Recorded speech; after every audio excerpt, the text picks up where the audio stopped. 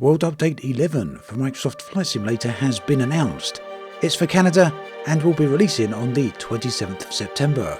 Also, the first look at helicopters in the sim has been revealed. We'll take a look at that in a moment. Additionally, there's a bunch of other information that was discussed in the recent developer Q&A. Another thing that was mentioned is that unfortunately, probably for the best though, Sim Update 10 has now been delayed by around about 2 weeks, maybe a little more. So let's start with all the details we know about World Update 11. Now, like many other people out there, I was hoping for Microsoft to start working on the southern continents here, so Africa or Brazil. That apparently is for later on. Microsoft, we do know, are working on Brazil, and Jörg Newman, head of Microsoft Flight Simulator, mentioned that the team are currently working on Africa, so we know both of these are coming further down the line. Meanwhile then, the exclusive focus for World Update 11 is directly on Canada. So on screen right here you can see what's going to be included.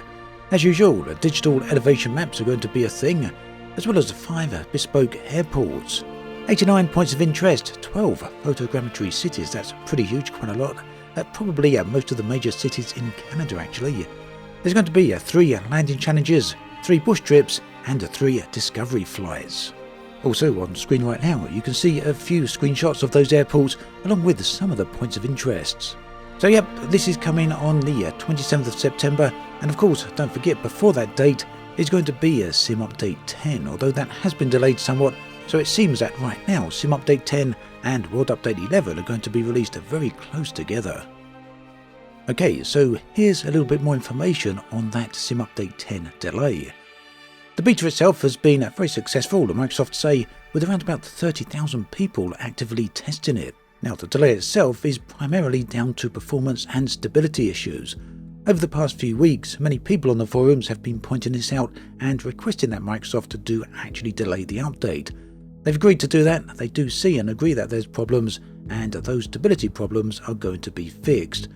Overall then, there's numerous issues that are causing this delay. But there's 2 primary issues that Asobo discussed during the Q&A. One of them is related to DirectX 12, and specifically NVIDIA and DirectX 12.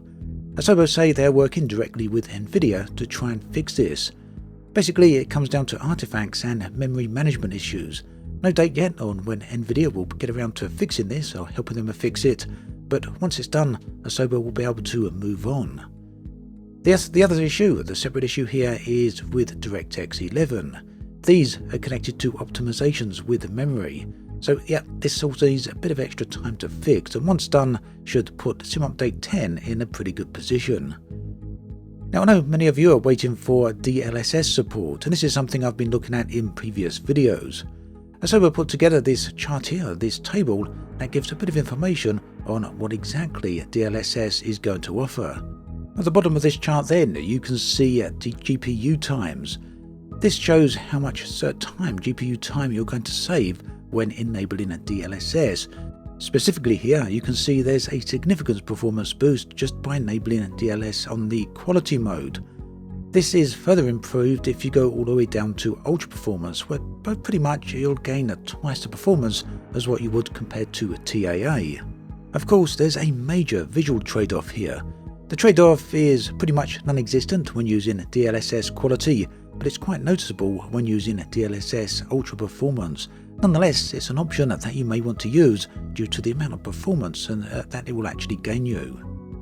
Now there's another chart here showing the increases in VR performance, and just look at the savings there. Again, quite significant with DLSS quality, but major improvement, major performance improvement there with the DLSS Ultra Performance setting.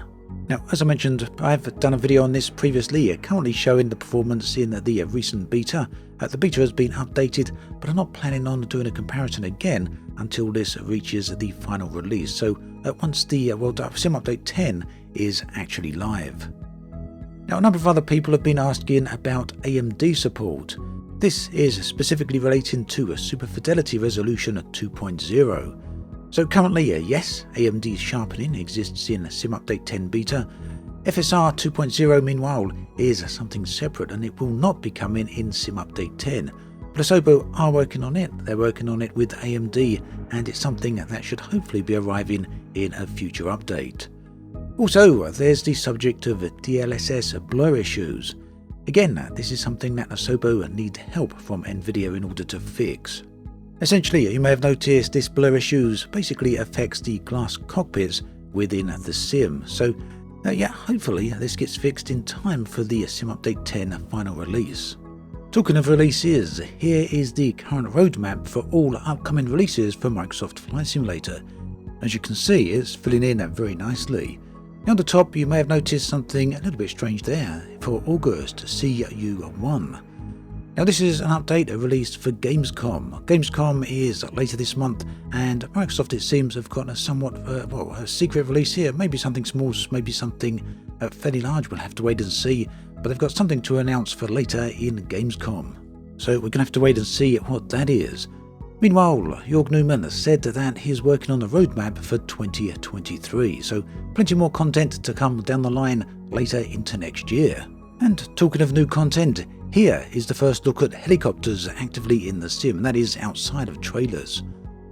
So this was shown in video form during the recent Q&A. The video clip doesn't go into too much detail with too many different things going on. Basically, it lifts off and then lands again. There's plenty going on here for those who've really got a keen eye for aviation. One thing that's especially worth paying attention to is the behaviour of the rotor blades there. Very interesting to see. Now, as with some of the planes, this helicopter is modelled on a real-world helicopter, and the development team have actually been out flying some of these, so basically making them as accurate and interesting as possible. Now, Asobo also used this as an opportunity to demonstrate the new visualization tool that will be available in the dev kit. This allows us to very clearly see how air currents are working around the craft. This, from what I understand, will be available in all craft, so helicopters as well as airplanes too. And there you go, you can see how all the air currents are modelled around the craft there, around the helicopter. So this is going to be especially interesting to see and understand how exactly the air currents and thermals and everything else are working around your plane, your helicopter, as well as your gliders. All of this is coming in the 40th anniversary edition of Microsoft Flight Simulator, which will be releasing in November. So that pretty much brings us to the end of this video. A whole load of stuff there. Do let me know in the comment section below your thoughts and feelings about all of this. I'd love to hear from you. As always, thanks for watching, and I'll catch you guys and girls next time.